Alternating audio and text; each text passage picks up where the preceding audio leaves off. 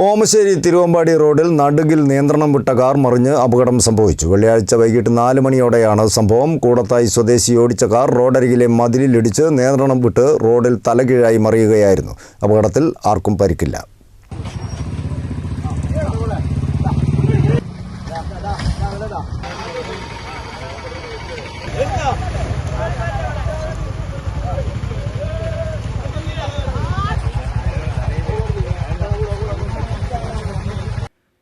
മുക്കം നഗരസഭയിലെ ഓമശ്ശേരി തിരുവമ്പാടി റോഡിൽ നടുകിലാണ് നിയന്ത്രണം വിട്ട കാർ മറിഞ്ഞ് അപകടം സംഭവിച്ചത്. വെള്ളിയാഴ്ച വൈകിട്ട് 4 മണിയോടെയായിരുന്നു അപകടം.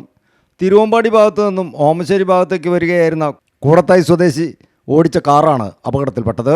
റോഡിന് സമീപത്തെ മതിലിലിടിച്ച നിയന്ത്രണം വിട്ട കാർ റോഡിൽ തലകീഴായി മറിയുകയായിരുന്നു.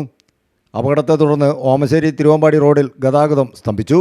പിന്നീട് നാട്ടുകാർ റോഡിൽ നിന്നും കാർ മാറ്റിയതിനു ശേഷമാണ് ഗതാഗതം പുനഃസ്ഥാപിച്ചത്. ആർക്കും അപകടത്തിൽ പരിക്കില്ല. News bureau, Omassery.